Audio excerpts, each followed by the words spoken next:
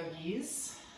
This is the second video I filmed today, both on hips. The first was a little bit more active. This one's intended to be a little bit more passive. So perhaps some more props might be helpful if you don't have a bolster. Most people don't have that sitting around their house. A bolster or just a large pillow or cushion will be helpful. I'm sitting on a blanket, so perhaps that or a towel, a block or a stack of books, and a strap or a belt or a tie work well.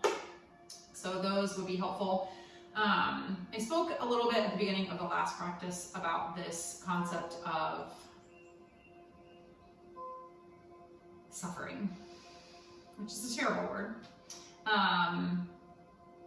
And the reality is the world is going to throw just a barrage of, I could use a bad word here, a barrage of negativity, of adversity, of strife, things that we don't want to experience. It's going to throw them at us, whether we want that to happen or not.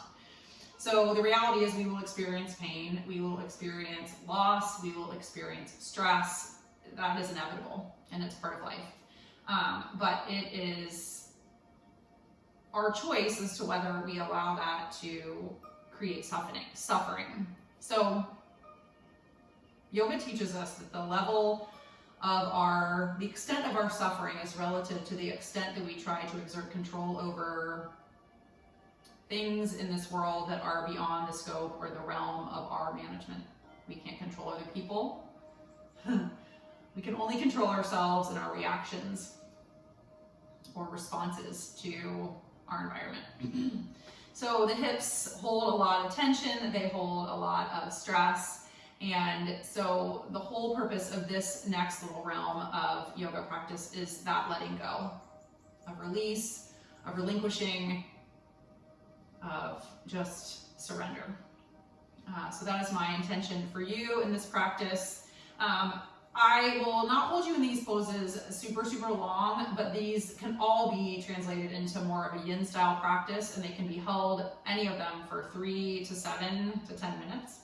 That would make for a very long video, so we're just going to do it slower, but if you get into a pose and you want to hold it longer, just pause the video and time yourself so you hold it about the same amount of time on both sides, or if one side's tighter, you can hold it longer on that tighter side if you like. So before we get started, gather up your props. And then we're just going to start in a super brief downward facing dog. And your blanket might be helpful for this first pose. We're going to start with a pigeon pose to get into, or swan is the yin version of it, to get into the piriformis and the outer hip. And we're going to just go ahead and start in down dog. A block could be helpful too here, maybe the bolster.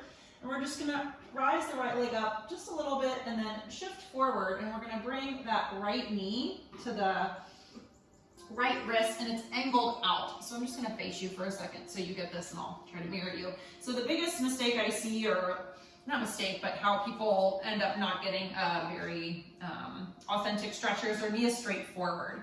So you wanna kind of angle the knee off to the side, and this foot likely is gonna be back by the hip flexor. So most people don't have the flexibility or the range of motion in their knee to bring that shin parallel to the front of the mat. If you want to bring it more parallel, just propping the hips up higher is going to be a good option. Just angle that right knee off to the side.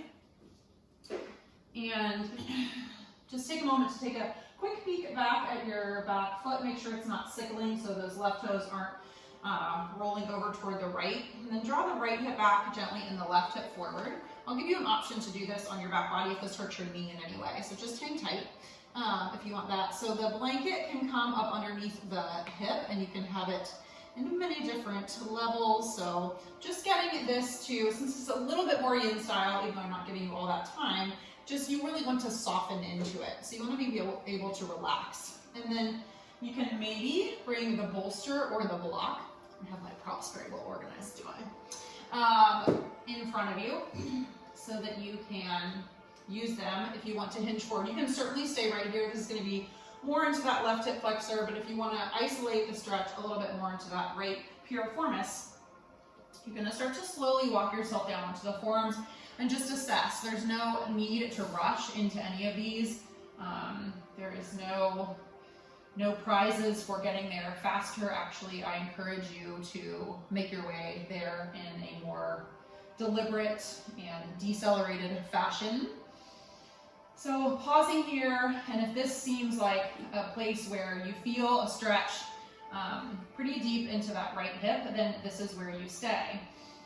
You can use the block if that seems too far away. Prop your forearms up on the block. If you want to really surrender into it, you'll take this bolster or whatever pillow you have, and you can just place yourself in a loving fashion right over that prop. And if you turn your head to the right, probably a little bit less stress, to the left a little bit, more because you're facing away, and that might create a little bit of a twist. So just settle yourself into that space where you can let go.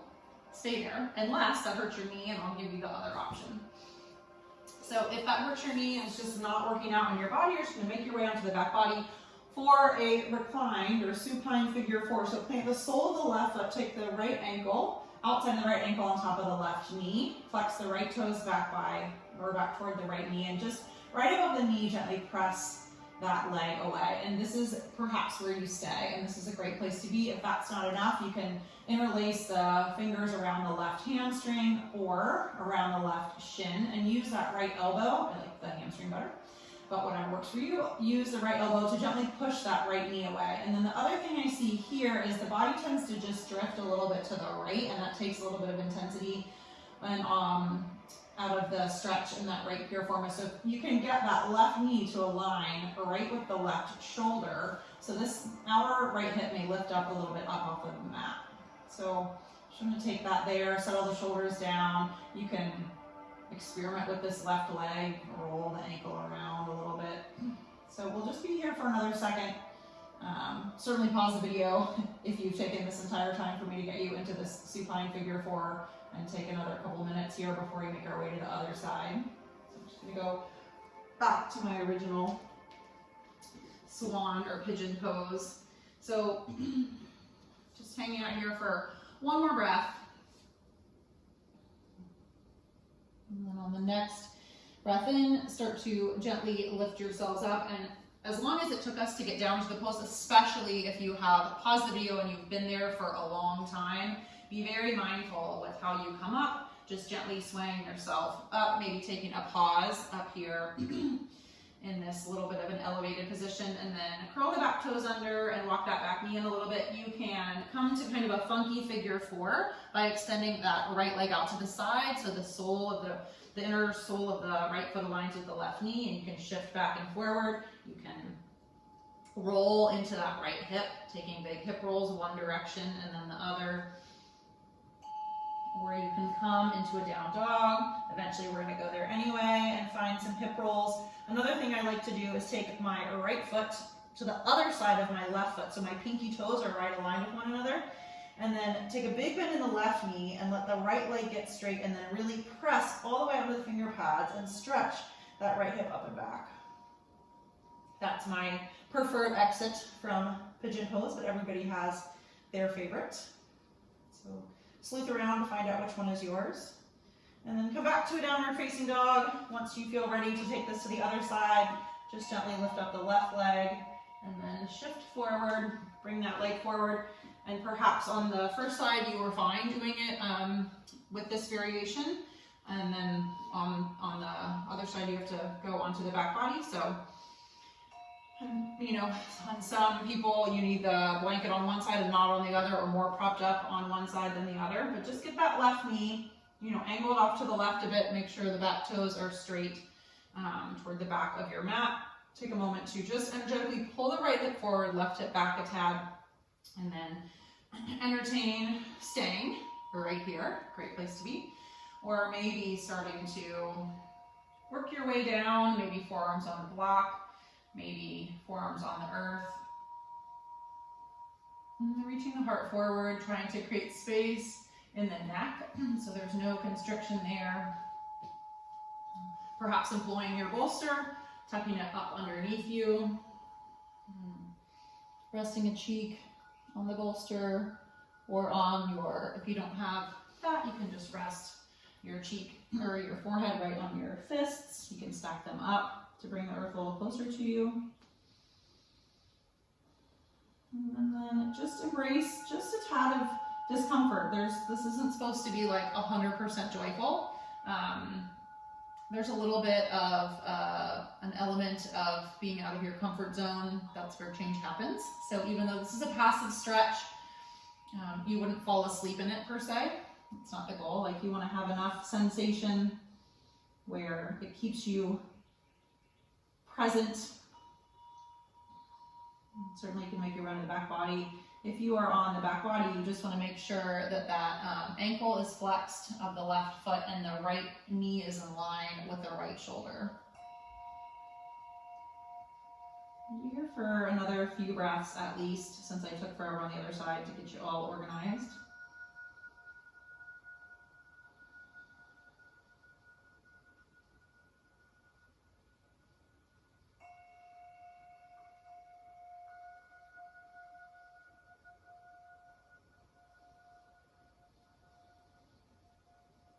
Just another breath in. Let it go. Super slow. Start to sway yourselves back up. Taking a pause here. And then curl the back toes under. Scoochie that back knee in a little bit. Shift the hips back. Maybe shoot that left leg off to the side and take a little bit of a flow forward and back, or some big circles in that left hip, either in 4 points, or you can go ahead and make your way to a downward facing dog and start to circle through that hip. And if you're like me, you bring the left foot to the outside of the right foot, align the pinky toes, and then big deep bend in the right knee and soften the left heel toward the mat. Just press that left hip up and back.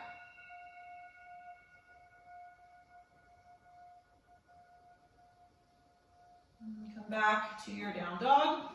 We're going to take this into lizard pose. So reach the right leg up and then bring that right foot to the outside of the right hand and drop the back knee. So widen your stance a good bit. I'll come to face you again this way. So instead of the feet being, or the legs being about hips distance apart, you're going to walk that right foot a good bit over to the side. So aligning the fingertips with those right toes. Back knee is down. You can put the blanket under the back knee for support. And you can stay right here with the right tricep kind of hugged up next to that right knee. And let the left hip flexor soften. You'll feel likely some sensation up along the backside of that right leg. So there's a ton of options with this. So you can stay right here, or you can walk that left foot, or no, that's your right foot, off to the side, angle it out at a 45-degree angle and roll onto the outer blade of the foot. You can stay right there. If you feel like you want to come down a little bit, you can walk down onto the forearms on a block or the earth. And you can do this with that foot still all cozied up next to you. So it just depends on what your body needs today. Another option, and this isn't really available for me, or I'd have to prop myself up a little bit more, is getting the bolster and tucking it up underneath you. I'll just come back to my original spot. So if you're over here, you grab the bolster, and you can come down on that, or you can tuck it up underneath you, either long ways or sideways, and you could just experiment. These props are here to make the pose more accessible and successful in your body, so never fearing using the props. So I'm just going to come to my destination for one more breath.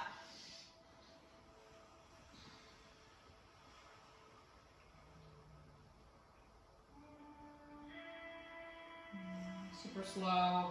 Start to gently lift back up, setting props to the side for now. And after coming out of that one, I like to walk the feet about, or the legs about hips distance apart, and then shift the weight so the weight comes over that left, the hips come over the left knee, or maybe settle all the way back and just lengthen that right leg. You can flex the toes towards you or away from you. You can roll in and out. You can hinge forward a little bit to stretch a little bit into that hamstring.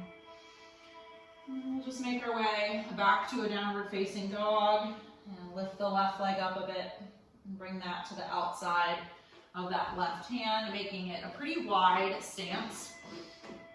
And then drop the back knee down, come to the top of that foot, and just have a moment here in this beginning spot, and certainly this is where you can stay. Again, you can have, I can do it on the other side, but this back knee on a blanket for a bit of support. And then decide, I mean, ideally you do a similar variation, so if you walk the foot out at that angle on the other side, I'd recommend you do that on this side, but it certainly does not need to be to the same depth. So get rid of that whole notion that you have to have the same depth of the pose on both sides, just really aiming for more of a same sensation on both sides. So I like that foot walked out. I'm gonna roll into the outer blade of the foot and let the knee splay out of it. And then I might find my bolster and stick that kindly up under this right hip flexor to give it a little bit of support. And so that as it softens, there's a little bit of give there where it can release. And maybe I bring myself down onto the forearms, onto the block, and just asking yourself to not like fully just let the head go, or if you want to let the head go, maybe you have another block and you can set it there so that it can be supported. So pretty much in these longer held poses, you want body parts to be supported and not just dangling out there in space. Just stay here for another breath.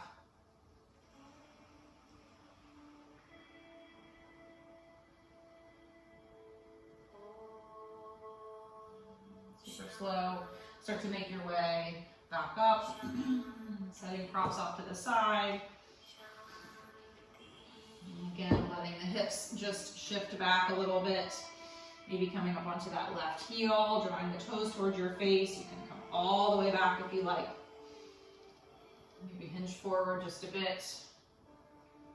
Rainbow, that left leg side to side. And coming back forward, taking another brief down dog seems delicious. You can come back to your down dog for just a moment, and then we're gonna drop to the knees and make our way onto the back body, and this is where we will be using the strap or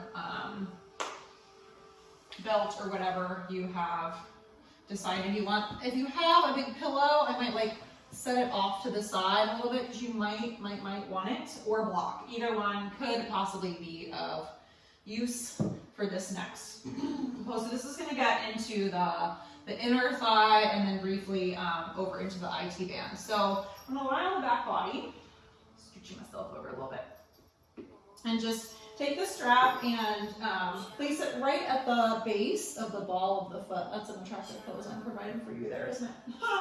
So at the base of the ball of the foot, and you can leave this left leg bent, or you can extend it out long. So if you do one and you decide you want to do the other, it doesn't work for you, just switch. So certainly if you need more hamstring love, you can stay here. That wasn't my focus for the practice, but if you're like, I got lots of time and I want to open up my hamstring a little bit more, here you want to press the heel a little bit more toward the sky, keeping a little softness in the knee, but we're going to work toward the inner thigh. So just gather up that strap in the right hand, and maybe bring your hand, if your leg is extended, bring your left hand to your left hip, and we want to try to keep this left glute and pelvis, part of the pelvis grounded.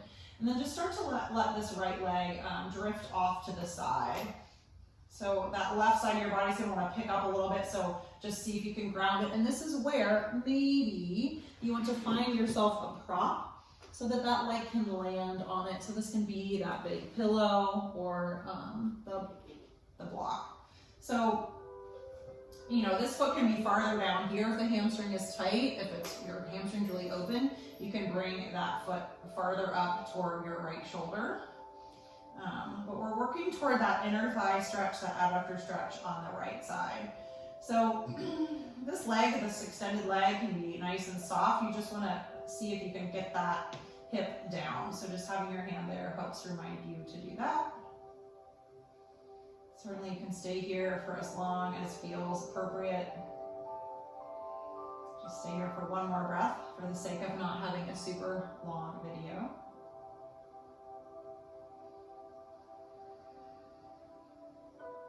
I find it helpful to take a little bend in the right knee as I start to lift that leg back up to the sky. We're just going to gather up the strap in the opposite hand, in the left hand, and for me, I'm shimming myself over and start to let that, now I would extend the left leg if it's not already. So gather up the strap in the left hand and start to extend or let that right leg start to make its way over to the left. So I have my beanbag here as my nice support system. So you might want to put whatever prop you had over on the other side. So in this stretch, your right hip is going to lift up off of the mat and stack on top of your left. But you want to see if you can pick up the shoulders and ground them toward the sky. So this serves as a nice little twist and works that stretch into the IT band. So maybe extend that right arm out to the side. Again, the farther the foot is down, the right foot is down by the left foot, the less intense it is. And the more you work that right foot up toward the left shoulder, it's like amps up the intensity. So customizing it to what your body needs and what's appropriate for your body today. So just taking one more big breath in there. Certainly you can stay longer. And the next time you fill up again, take that little bend in the knee and let the leg ascend back up over. Maybe give the hamstring one more little moment of stretch and then release that strap. Maybe just bring the soles of the feet together for a moment. It's nice just to rock back and forth. And we'll take this to the other side. So maybe leaving the sole of the right foot planted and getting that strap right around the base of the left ball of the foot. Assessing if you want to keep this right knee bent or let it extend out. Gathering up the strap in the left hand and then start to let that leg fall over to the left. Again, I have my beanbag as my support system over there, but grounding this right hip and rotating the chest toward the sky.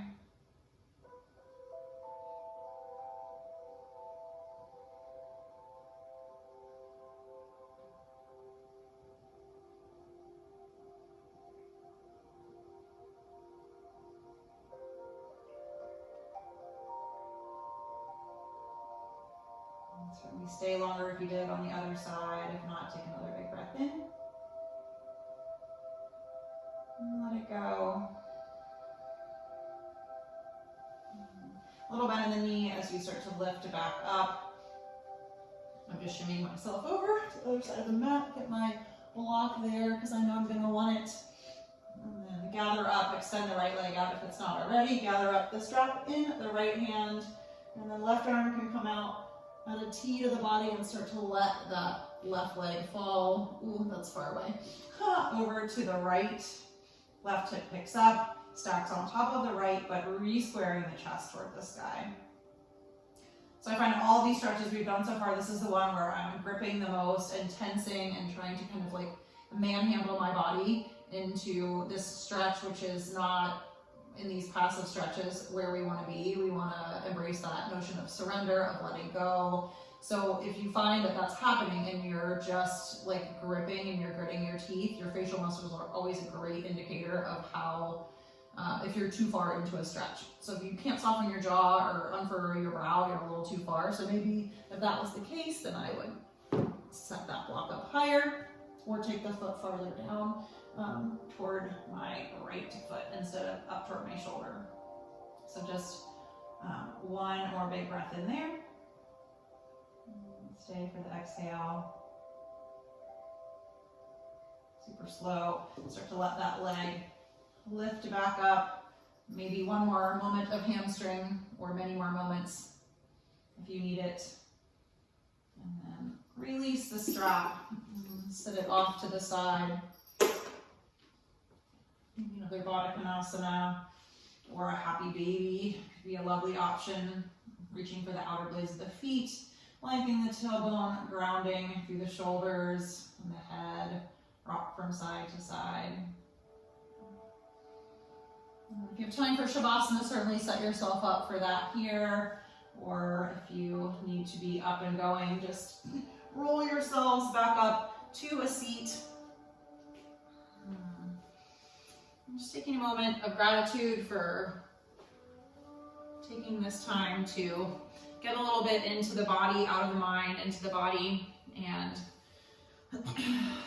especially for those of you that this crisis doesn't mean sitting at home. It means actually a wild amount of stress, healthcare workers, people in that such realm. I'll just leave you with one more thought. I referenced this author, I think she's a psychiatrist, in my last video, Susan David. Her book is Emotional Agility, and if you have not read it and you have time, I would highly recommend it. Another one of her adages that I call upon quite often in my life is that discomfort is the price of admission to leading a meaningful life. So this is uncomfortable for all of us, and certainly those of you on the front lines.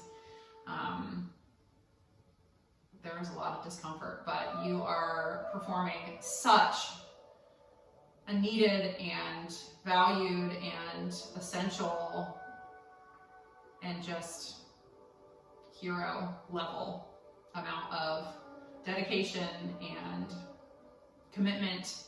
I'm sure when you signed up to be nurses and doctors, this is not what you anticipated and hoped for, but we are all so grateful for your service, and I say to you, namaste. The light in me sees and honors the light in each and every one of you.